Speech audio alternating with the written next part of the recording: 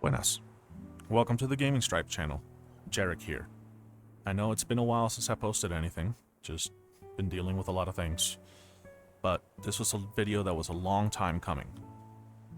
So here I am. Gonna go ahead and give my opinion and my review of last year's, for me, Game of the Year. Though not many people will see it that way, but going back to, most people know my favorite game of all times is Chrono Trigger. And this game, quite literally, almost superseded Chrono Trigger, in my opinion.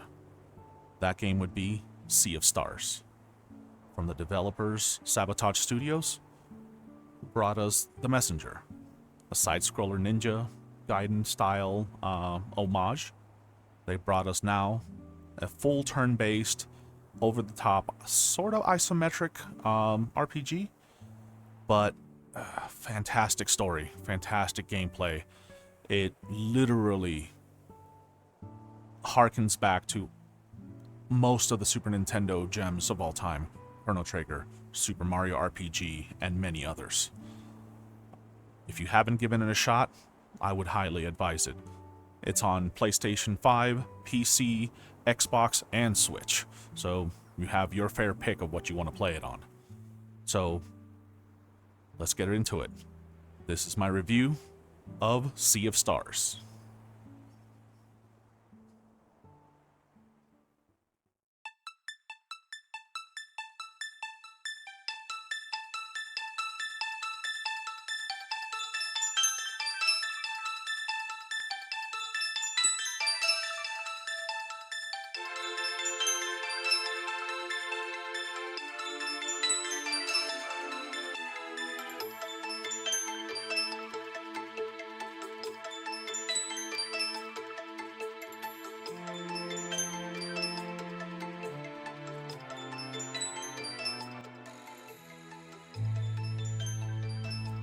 Sea of Stars is a turn-based RPG inspired by the classics, taking place long before the story of The Messenger. It tells the story of two children of the solstice, Zale and Belair, using the power of sun and moon respectively. Their goal is to utilize the power of the eclipse magic, which is the only force capable of fending off the monstrous creation of the evil alchemist known as the Fleshmancer. I'm not going to go further into the story as I don't want to spoil it, but I will say one single thing. Please make sure to do all the post-game content, as the true ending is damn well worth it. The gameplay of Sea of Stars is your typical turn-based RPG. Battles take place right on the area map, so there's no random encounters per se. You can see the enemies and you can engage them as needed, and even get the drop on them for combat advantage. As I mentioned, battles are turn-based. They have their own unique system attached to it. Sabotage mixed in a lot of combat systems from prior SNES classics like Mario RPG, Chrono Trigger, and others. Similar to Mario RPG, in combat you have an ability to lower the amount of damage you take by timing your button presses. This can help negate attacks, including multiple hit attacks, but it's not only for defense, as timing your buttons with the press of your attack will also allow your characters to do more damage. The timing is different for each attack, which also extends to even the specials and combo moves. So the game takes Mario's combat system and ramps it up for a more engaging combat. What they took from Chrono Trigger in the battles are the character combo attacks. Like in Chrono Trigger, you have dual techs and triple techs that you can do. Sea of Stars brings their own twist to it. Each character has an attack that they can combine with every other character that can join.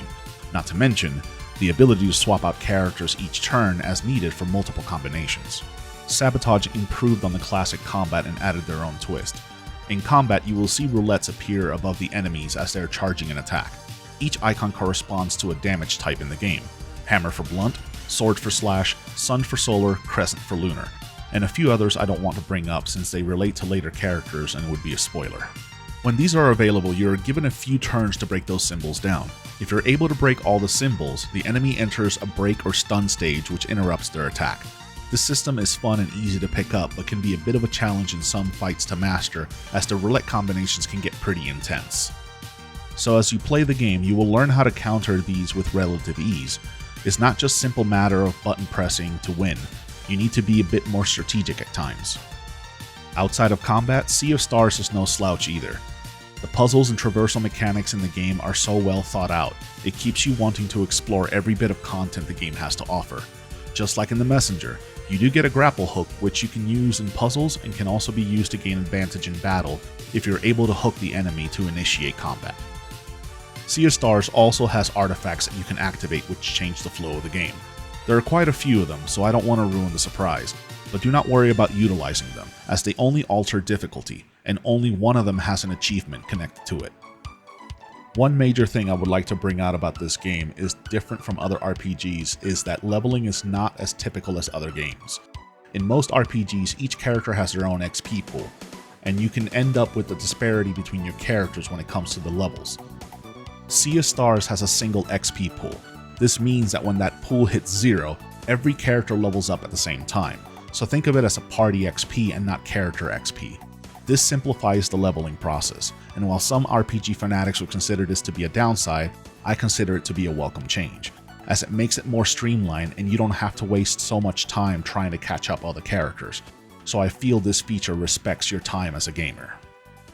Sea of Stars has a total of 6 playable characters in-game: Valair, Lunar Monk, Zale, the Zolar Blade Dancer, Garl, Warrior Cook, best boy ever. The others I will not mention since they are spoilers for later story sections. Now, you all know how much I love music in general. Sea of Stars does not disappoint, with main composer Eric W. Brown, who lent their talent to the entire soundtrack of The Messenger, with guest composers Yasunori Mitsuda, famed composer of Chrono Trigger soundtrack, Vincent Jake Jones, American vocalist and bass guitar player for the band Aether Realm, and Reese Miller, composing the pirate chanty versions of all of the songs in the game. After playing Sea of Stars and listening to the tracks from both Eric and Mitsuda-san, I can honestly say that it has to be one of my top 10 favorite gaming soundtracks. There really isn't a single track in this game that I do not enjoy.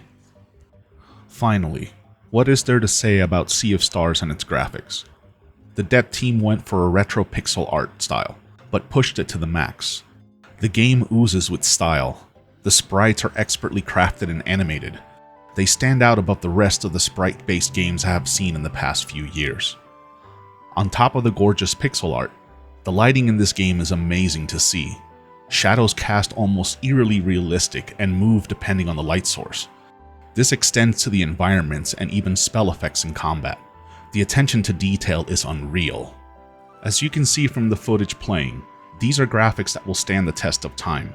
No matter how many years pass, the look of the game will not age one bit compared to other games. Welcome back. My final thoughts and opinion. Sea of Stars could not have come at a better time. This game helped me get through an emotionally tough time in my life. The feeling of nostalgia, remembering the feeling of just letting time pass and enjoying playing a game with a fantastic story, unforgettable characters that have enough screen time to easily fall in love with. The entire package of Sea of Stars was a welcome sight and time sink. I don't usually 100% games, but I couldn't help but get the true ending to this one. This is how much I fell in love with the entire experience that Sabotage had created. You can clearly see how much love the dev team has for games and how much heart and soul they put into this. If you're a fan of RPGs, no matter the type, I recommend that you play this game. The story, combat, music, just about everything in general regarding this game is so well thought out and executed. Those of you who know me know that Chrono Trigger is not only my favorite RPG, but my favorite game period. So this is a high praise coming from me to say that Sea of Stars easily sits side by side with Chrono Trigger. You can tell Sea of Stars took a lot of inspirations from Chrono Trigger, and it shows. While it uses it as a template, it does its own mix of things to elevate it, and it sets itself apart enough just that it's hard to compare the two and love one over the other. Sea of Stars is a game I highly recommend people play, even if you're new to the RPG genre. Without a doubt, this game should be on your radar if it hasn't already been. So my final words go out to Sabotage Studios and the dev teams behind Sea of Stars. Thank you for making this amazing game. From the captivating story, heartfelt music, and nostalgic feeling that it brings out, there really isn't a single negative thing I could say about what you have done here, and I eagerly await your next project. Thank you for tuning in until the end of this video. I wish you all a wonderful day. Take care.